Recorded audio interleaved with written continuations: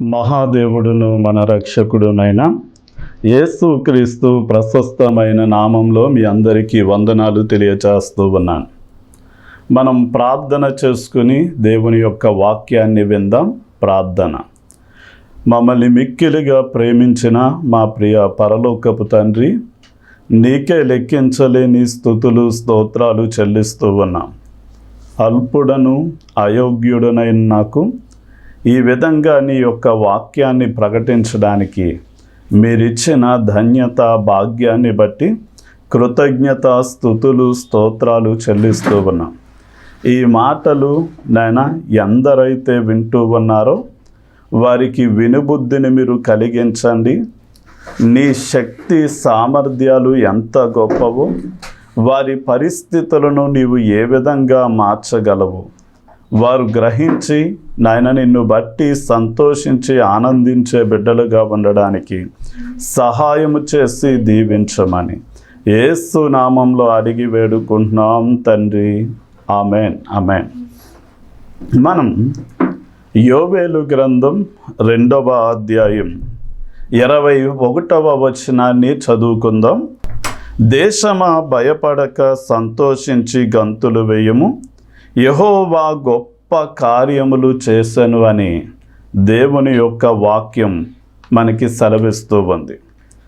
ఈ రోజున మనం చాలా జాగ్రత్తగా ఆలోచన చేస్తే ఎందుకు దేవుడు గొప్ప కార్యములు చేశాడు అని, ఎందుకు సంతోషించాలి అని మనం ఆలోచన చేస్తే వారు ఎలాంటి స్థితిగతుల నుండి బయటపడ్డారో, దేవుడు ఎంత గొప్ప మేలులను ఉపకారములు చేశాడో మనకి తెలియాలి అంటే అక్కడ ఎలాంటి పరిస్థితుల్లో దేవుని ప్రజలు ఉన్నారో మనం తెలియవలసిన అవసరత ఉంది. మనం యోవేలు గ్రంథం 1వ అధ్యాయం 18వ వచనం చూడగలిగితే వారు ఆకలితో అల్లాడిపోయిన పరిస్థితులు వారు కలిగి ఉన్నట్లుగా మనం చూడవచ్చు.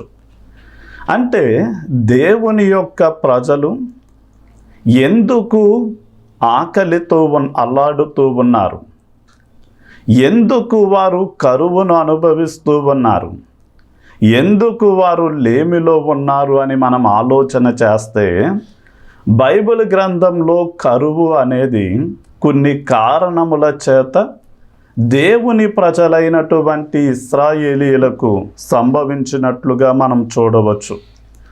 ఒకటి, యుద్ధాల కారణము చేత కరువు అనుభవించారు.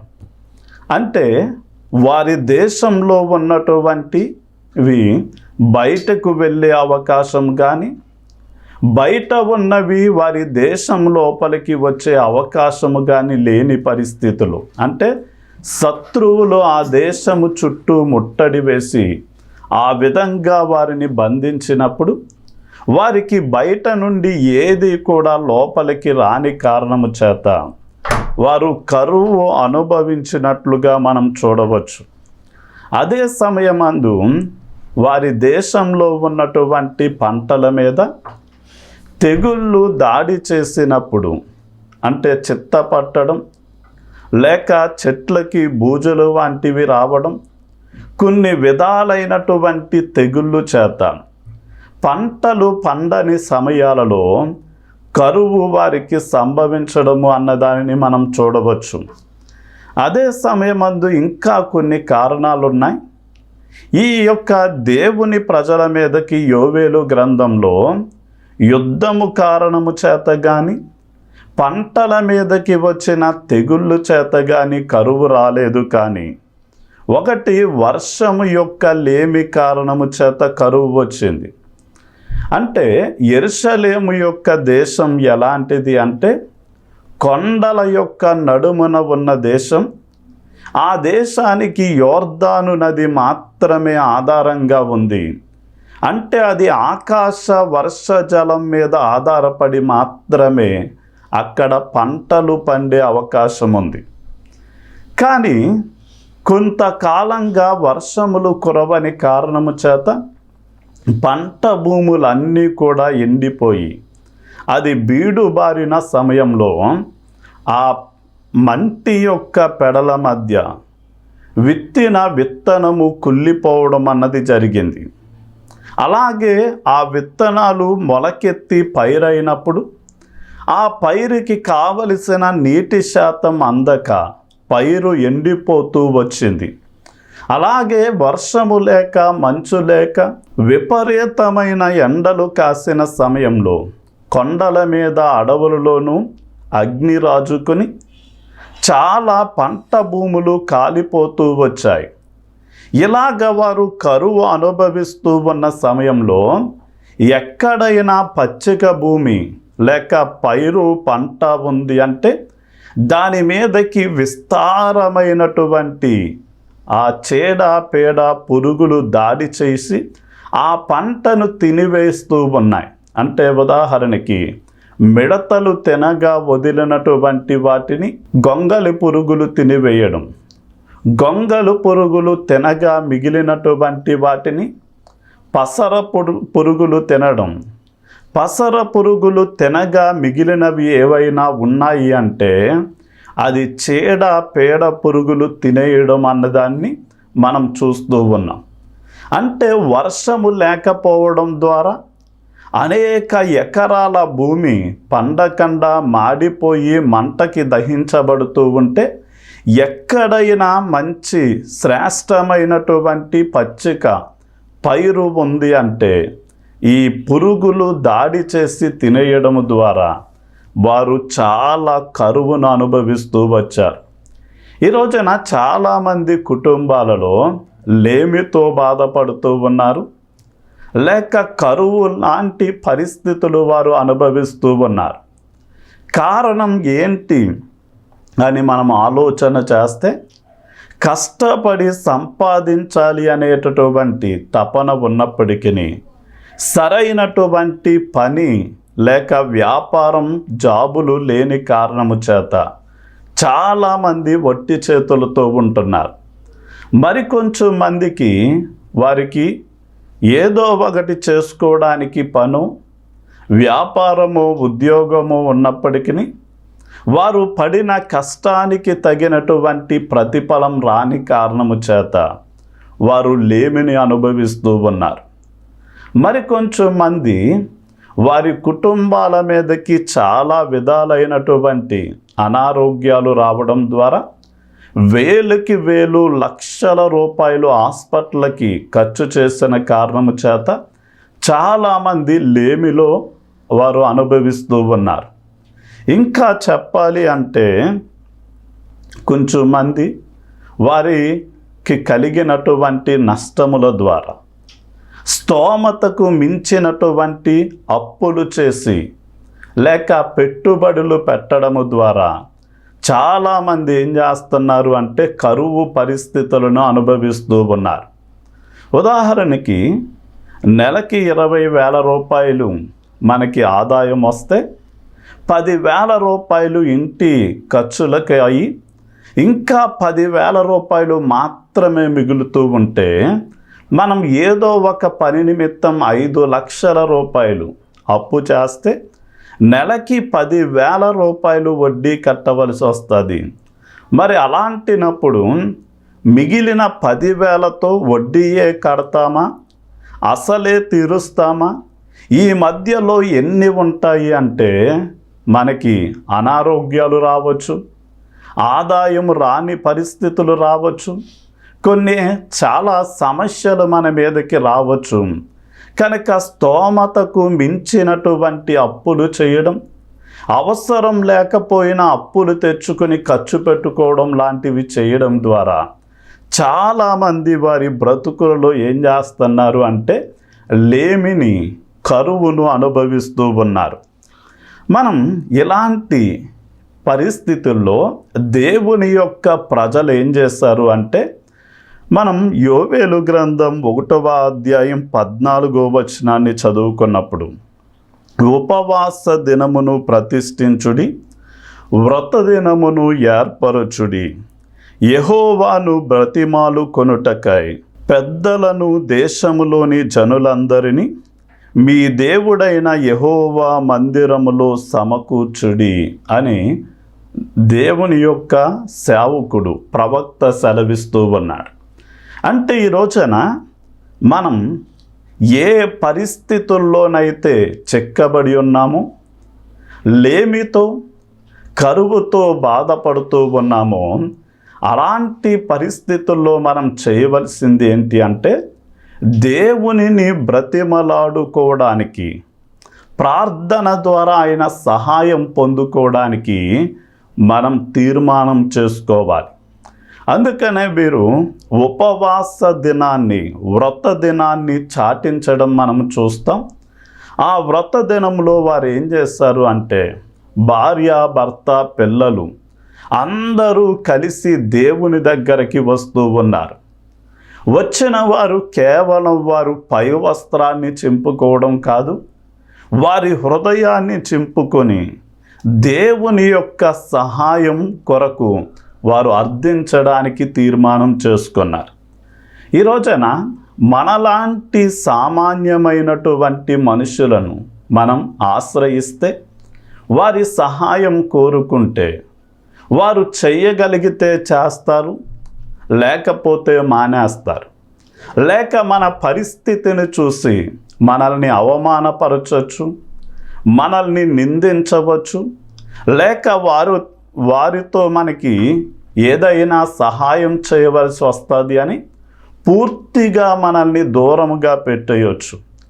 కానీ మనం ఎవరిని బ్రతిమాలాడుకోవాలి, ఎవరి సహాయాన్ని మనం కోరుకోవాలి అంటే యోబు గ్రంథం 8వ అధ్యాయం 5వ వచనంలో సర్వశక్తి కలిగినటువంటి దేవుణ్ణి వెతుకులాడి ఆయనను ఆశ్రయించి పవిత్రులుగా, యథార్థవంతులుగా గనక మనము జీవిస్తూ ఆయన సహాయము కోరినట్లయితే ఆయన నీతిమంతుల నివాసాన్ని వృద్ధి చేయగలిగినటువంటి సమర్థుడై ఉన్నాడు.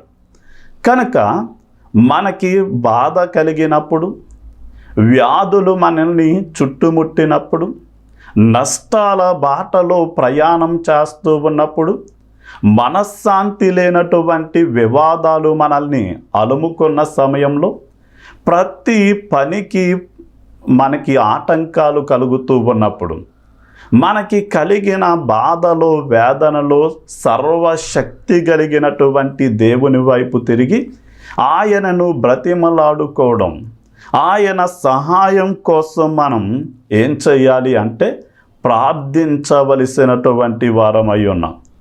అంటే ఆయన్ని బ్రతిమలాడుకునేటప్పుడు మనము మన యొక్క అపరాధాలను ఏం చేయాలి అంటే ఒప్పుకోవలసినటువంటి వారమై ఉన్నాం. ఎలా మనం మన అపరాధాన్ని ఒప్పుకోవాలి అంటే మనం చేసిన పాపము లేక నేరము వలనే మనం ఇలాంటి లేమిని, కరువును అనుభవిస్తున్నామన్నది మనకు తెలిస్తే గనక ఖచ్చితంగా మనం పాపాన్ని దాచుకోకుండా దేవుని ఎదుట యథార్థంగా ఒప్పుకొని వదిలిపెట్టాలి. లేక అజ్ఞాన పరిస్థితుల్లో మనం అంటే పెట్టుబడి ఎంత ఎట్టాలో తెలియక స్తోమతకు మించి పెట్టుబడులు పెట్టడం, లేక దొరికిన ప్రతి చోట అప్పులు చేయడం, లేక ఏదో ఒక అజ్ఞానం చేత మనం నష్టపోయి అలాంటి పరిస్థితుల్లోనికి వెళ్ళిపోయి ఉంటే మన అజ్ఞానాన్ని కూడా దేవుని దగ్గర ఒప్పుకోవాలి. మనం అదే సమయమందు మనంతటా మనం మనకున్న పరిస్థితులను చక్కదిద్దుకోలేము అని, మనం పడిపోయిన స్థితి నుండి లేవలేమని, మన యొక్క బలహీనతను మనం గుర్తించినప్పుడు యథార్థంగా మనం ఏం చేయాలి అంటే మన అసమర్థతను ఒప్పుకొని దేవుని సహాయాన్ని కోరుకునే వారిగా మనం ఉండాలి. మనం నెహెమ్యా గురించి గనక ఆలోచన చేస్తే, నెహెమ్యాకు తన దేశంలో తన ప్రజలకు భద్రత లేదని, యెరూషలేము చుట్టూ ఉన్నటువంటి ప్రాకార గోడలు పడగొట్టబడ్డాయి అని తెలిసినప్పుడు అతడు ఏం చేశాడు అంటే ఉపవాసం ఉండి ప్రార్థన చేసి రాజుకు తన పట్ల దయ కలగాలి అని, అతడు అడిగినది రాజు దయ చెయ్యాలి అని దేవుణ్ణి బ్రతిమలాడుకున్నప్పుడు దేవుడు రాజు తాను అడిగినది దయచేసేలాగా దేవుడు పరిస్థితులను మార్చివేశాడు. అదేవిధంగా మనము కూడా అన్ని విషయాలలో ఏం చేయాలి అంటే దేవుని సహాయం కోరుకునే వారిగా మనం ఉండాలి. ఇంకా మనం మన దేవుడు ఎలాంటి వాడు అని మనం ఆలోచన చేస్తే యోవేలు గ్రంథం 2వ అధ్యాయం 13వ వచనంలో, మీ దేవుడైన యెహోవా కరుణా వాత్సల్యము గలవాడును శాంతమూర్తియు అత్యంత కృపగలిగిన వాడై ఉన్నాడు అని రాయబడింది. ఆయన ఎలాంటి వాడంట? కరుణా వాత్సల్యములు గలవాడు, శాంతమూర్తి, అత్యంత కృపగలిగిన వాడై ఉన్నాడు. అంటే మన దేవుడు కరుణా వాత్సల్యములు కలిగిన వాడు అని దేవుని వాక్యం సెలవిస్తాం. అంటే మనం కలిగిన ఇబ్బందికరమైన పరిస్థితుల్లో ఆయనను బ్రతిమలాడుకొనడానికి గనక మనం ఆయన సహాయం కోరడానికి వస్తే ఆయనకున్న మహా కనికరము మంచితనాన్ని బట్టి ఆయన ఏం చేస్తాడు అంటే కీర్తనల గ్రంథం 86వ అధ్యాయం 5వ వచనం ప్రకారం ఆయన తన కనికరము చొప్పున మనము చేసిన ప్రతి ప్రార్థన కూడా వింటాడు. అంటే మనల్ని క్షమిస్తాడు. తన కనికరముతో ఏం చేస్తాడు అంటే మన ప్రార్థనలు వింటాడు అన్న సత్యం మనం తెలుసుకోవాలి.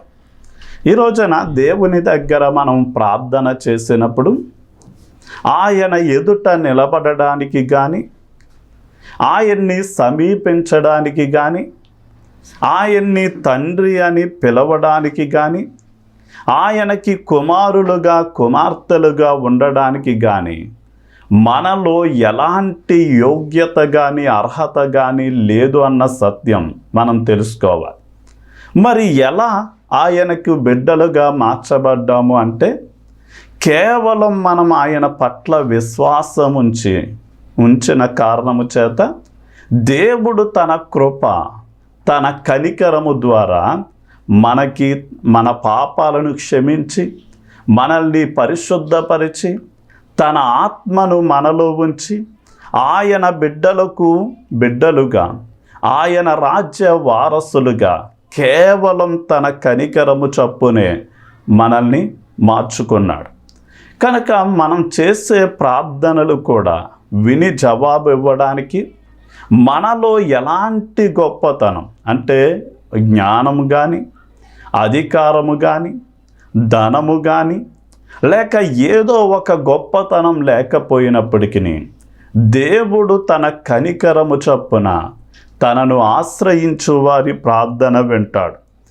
మనం ఇర్మియా గ్రంథం 18వ అధ్యాయం 7-8 వచనాలను మనం చూడగలిగితే దేవుడు ఒక పట్టణాన్ని పెల్లగిస్తాను, వెరగగొడతాను, నాశనము చేస్తాను అని గనక చెప్పినప్పుడు ఆ పట్టణస్థులు దేవుని దగ్గర వారి పాపాన్ని ఒప్పుకొని దానిని వదిలిపెట్టినట్లయితే కనికరము కలిగిన దేవుడు ఏం చేస్తాడు అంటే తాను వారిని చేస్తాను అని శిక్షిస్తాను అని చెప్పిన శిక్షను వారి మీద అమలు చేయకుండా వారిని క్షమిస్తాడు అన్న సత్యం తెలుసుకోవాలి. కనుక దేవుని కనికరం ఏం చేస్తుంది అంటే మనం మన చెడుతనాన్ని వదిలిపెట్టినప్పుడు కీడు చేయడం మానివేసి ఆయన మేలు చేస్తాడు. ఉదాహరణకి యోనా నినివే పట్టణానికి వెళ్ళి 40 దినాలలో ఈ యొక్క పట్టణం మీదకి దేవుని ఉగ్రత దిగి రాబోతుంది అని ప్రకటన చేసినప్పుడు వారు రాజు మొదలుకొని ఖైదీ వరకు, బానిస వరకు వారు వస్త్రాలను తీసివేసి గోనె పట్టా కట్టుకొని బూడిద చల్లుకొని కన్నీటితో వారి పాపాలను ఒప్పుకొని వదిలిపెట్టి వారు సరి చేసుకున్నప్పుడు దేవుడు వారిని పెల్లగిస్తాను, వెరగగొడతాను, నాశనము చేస్తాను, కీడు రాబోతుంది అని చెప్పాడు. కానీ వారు చెడుతనాన్ని వదిలినప్పుడు దేవుడు వారి మీద కనికరపడి వారిని క్షమించి వారి మీదకి వస్తాది అన్న కీడు ఉగ్రతను ఆపివేసి వారికి మేలు చేసిన వాడై ఉన్నాడు. దేవుని యొక్క కనికరం మనల్ని విడిచిపెట్టదు అని నెహెమ్యా గ్రంథం 9వ అధ్యాయం 17వ వచనం 31వ వచనం ప్రకారం మనం తెలుసుకోవాలి. అంటే దేవుని యొద్దకు వస్తే గనక ఆయన ఎంతటి పాపినైనా సరే ఆయన త్రోసివేయడు, కానీ ఆయన యొద్దకు వచ్చు వానిని ఎవరిని కూడా ఆయన త్రోసివేయడు అన్న సత్యం తెలుసుకోవాలి. ఉదాహరణకి ఇశ్రాయేలీలను దేవుడు విడిపించి ఎర్ర సముద్రాన్ని చీల్చి ఆయన ఆరిన నేల మీద వారిని అద్దరికి చేర్చి 40 సంవత్సరాలు ఆకాశ మన్నాతో బండ నుండి నీటినిచ్చి వారి దాహార్తిని తీర్చి ప్రతి అవసరాన్ని తీర్చి వారిని నడిపిస్తూ ఉన్నప్పటికీ ఆ ప్రజలు ఎన్నో మారులు ఆయన మీద తిరుగుబాటు చేశారు. మరలా ఐగుప్తుకు వెళ్ళిపోవడానికి ప్రయత్నాలు చేసినప్పటికీ వారు దేవుని మీద తిరుగుబాటు చేసిన దేవుడు వారిని విసర్జించలేదు, వారిని విడిచిపెట్టలేదు. దేవుడు తన పితరులైన అబ్రహాము, ఇస్సాకు, యాకోబులకు వాగ్దానం చేసినట్లుగానే వారిని పాలు తేనెలు ప్రవహించే దేశానికి నడిపించాడు. ఈ రోజున దేవుని యొక్క కనికరం మన తరతరాలను ఆశీర్వదిస్తుంది అని నిర్గమాకాండం 34వ అధ్యాయం 6-7 వచనాల ప్రకారం తెలుసుకోవాలి. అంటే ఈ రోజున మనం లేమితో లేక కరువుతో బాధాకరమైన పరిస్థితుల్లో దేవుని దగ్గరకు వచ్చి ఆయన సహాయం మనం కోరినప్పుడు ఆయన కనికరము కలిగిన వాడు గనక మన ప్రార్థనలు విని మనకు చేస్తానన్న కీడు చెయ్యక మేలు చేస్తూ మనల్ని విడిచిపెట్టక మనల్ని మన తరతరాలను ఆయన ఆశీర్వదిస్తాడు. అందుకనే మనం యోవేలు గ్రంథం 2వ అధ్యాయం 24-25 వచనాలు చూడగలిగితే, కొట్లు ధాన్యముతో నిండును, క్రొత్త ద్రాక్షారసమును క్రొత్త తైలమును గానుగలకు పైగా పొర్లిపారును. మీరు కడుపారా తిని తృప్తి పొంది మీ కొరకు వింత కార్యములను జరిగించిన మీ దేవుడైన యెహోవా నామమును స్తుతించునట్లు నేను పంపిన మిడతలను, గొంగలి పురుగులను, పసర పురుగులను, చీడ పురుగులు అను నా మహాసైన్యము తినివేసిన సంవత్సరముల పంటను మరలా మీకిత్తును అన్నాడు. మరలా నేను మీకు ఇస్తాను అని దేవుడు ఏం చేస్తున్నాడు అంటే వాగ్దానం చేస్తున్నాడు. అందుకనే మనము మొదట చదువుకున్న వాక్యంలో యోవేలు గ్రంథం 2వ అధ్యాయం 21వ వచనంలో, దేశమా భయపడక సంతోషించుము, యెహోవా గొప్ప కార్యములు చేసెను అని భక్తుడు అందుకనే మాట్లాడుతూ ఉన్నాడు. అంటే బాధ కలిగినప్పుడు మనం దేవుని దగ్గరకు వచ్చి ఆయన సహాయాన్ని కోరినప్పుడు ఆయన మన మీద కనికరపడి మనము కోల్పోయినదంతా కూడా ఏం చేస్తాడు అంటే తిరిగి దయచేయడానికి ఆయన సమర్థుడై ఉన్నాడు. ఈ రోజున చాలామంది వారికి కలిగినది గట్టిగా పట్టుకుని, అమ్మో ఇది నా సంపాదన, నా రెక్కల కష్టార్జితం, ఇది నాది అన్నట్లుగా వ్యవహరిస్తారు.